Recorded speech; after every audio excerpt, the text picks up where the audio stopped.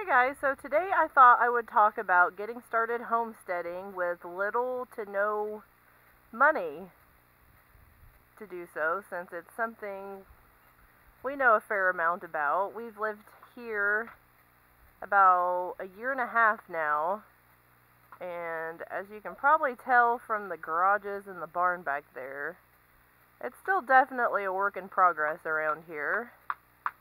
But I thought I would share some insight from our own experience for those of you who may be thinking about getting your own piece of land and all that good stuff, and how and what you can do to get started even if you don't have a whole lot of money to spend. We've actually gotten quite a bit done around here, even though we've only lived here a year and a half, and we really, we didn't have a lot of money to spend on things that we would like to. We've actually gotten stuff done a lot quicker than we had planned, so that's great, obviously. But, yeah, we only have one income, so as you can imagine, we don't exactly have a whole lot of money to blow on extra things of any kind. But anyways, I thought I would go ahead and start with the chicken coop over here. The chicken coop, as I'm sure you can imagine since you've seen a little bit of kind of how run down it is, was here when we bought the place, as well as the two garages there, the house of course, and that big barn back there. But the chicken coop works, so that's all that really matters.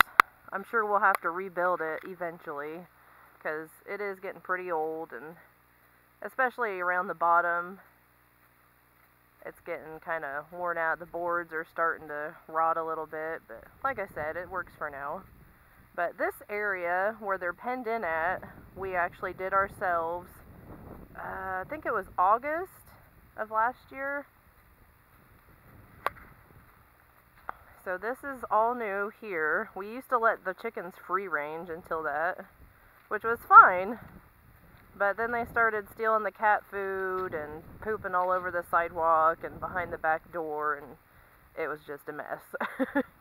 So, oh, and we were having quite a few chickens getting picked off by predators, so that wasn't any good. That was the main reason. As annoying as them eating all the cat food and pooping everywhere was, the main reason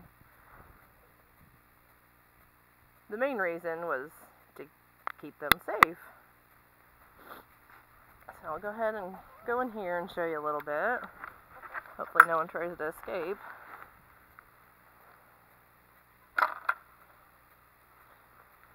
Some of this wood we already had, like for the gate here. We bought all of the wire fencing, of course, and these, what do you call it? Landscaping timbers.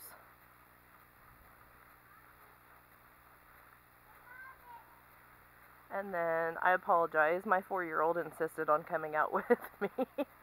But yeah, as you can see, like I was saying, it's getting pretty worn around the outside of this. So we'll definitely have to replace it eventually, but it works for now, and that's all that matters.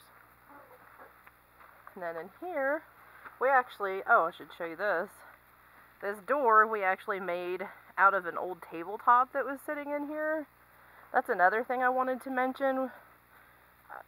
Even if you buy a place that's, not great, and they have a bunch of junk left, like our place did, we've actually utilized the quote junk that the previous owners left quite a bit. For example, these screens that I had to put on top of our poor chicks were left in one of the garages.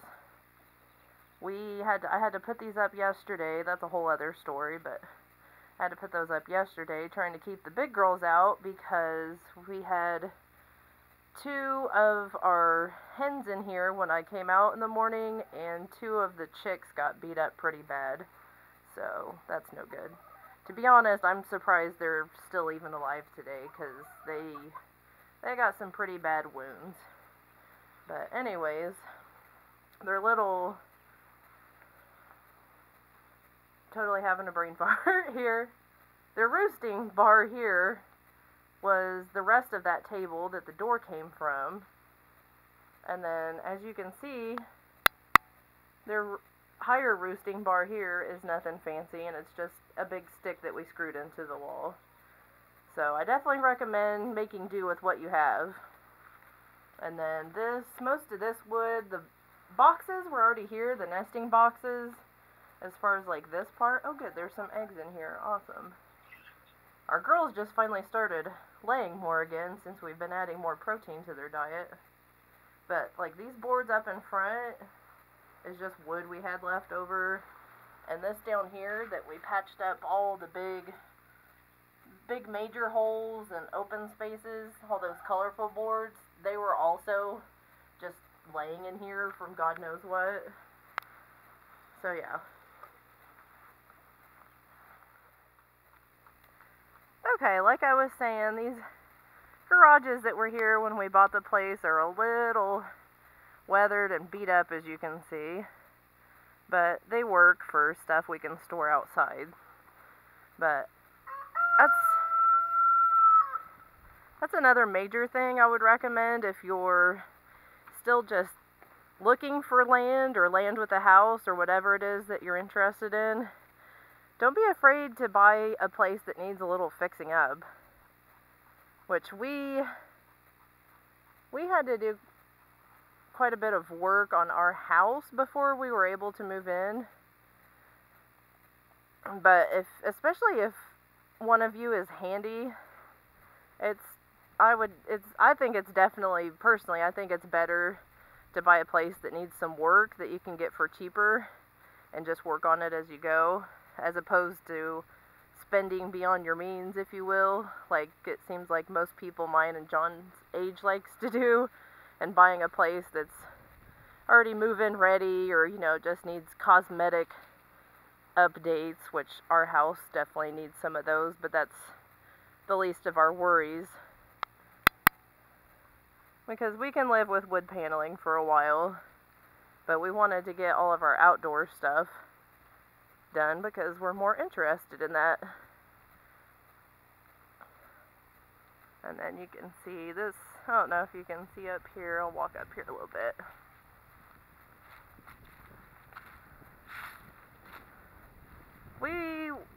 We definitely want to fix this barn up eventually, but at the same time, it might be more trouble than it's worth, as much as I hate to say that, because the beams are starting to fall. Like over there, it's starting to separate a little bit. Yeah, it's just not good. It's getting to where it's kind of scary. And then, I'm not going to go in here, but the previous owners left a ton of junk in here too.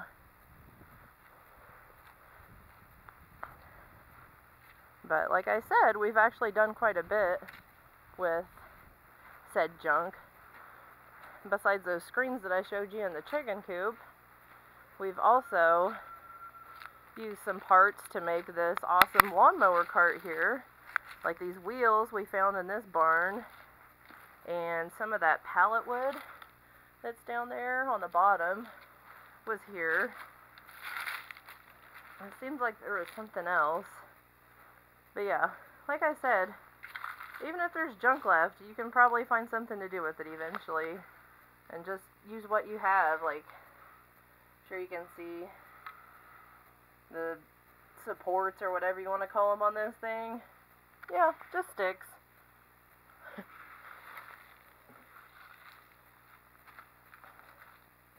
Oh, that's another thing. Sorry, I keep getting distracted. This pen that we used when Mr. Bruce was little, and that we used recently when we moved him up here. It's about an hour till dinner time, so that's why Mr. Bruce is yelling at me. This thing here, these were all in that metal garage that I showed you. Yeah, all we did was screw them together. This is actually not all of it. We had a top on it too, but we left that back where his first place was when we brought this over here to move him where he is now.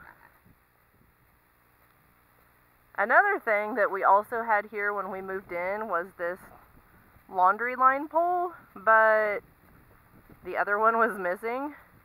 But I wanted to be able to hang up laundry outside anyways, so it was kind of convenient that this was here already.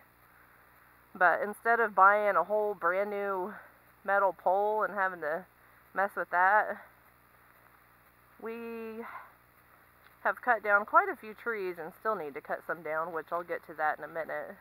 But yeah, we just used this tulip tree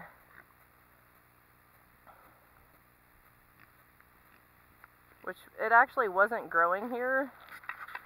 We actually cut it down next to the driveway and moved it up here, and it's been working really good because we did this back in the spring last year, if I remember right.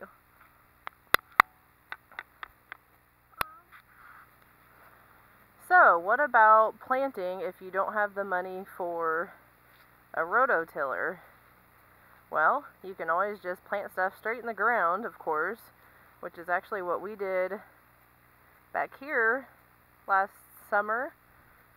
This is where we had all of our squash and pumpkins and zucchini and stuff like that at. Or you can buy a pig that does all the rooting for you,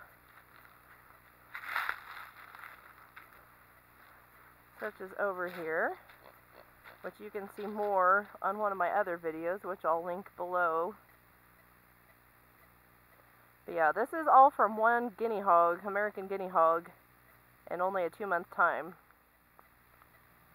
Or option number 3, you can try to borrow a bush hog from a friend or coworker, family member, etc., which is actually how we got this entire area here cleared for the most part. We had to use the chainsaw too a little bit, of course, but we used it on this area. We used it to clear our trail where it was overgrown by several years, and probably can't see too well back there, but that was cleared out with this bush hog and tractor that John is borrowing indefinitely from one of his friends from work that lives nearby to us.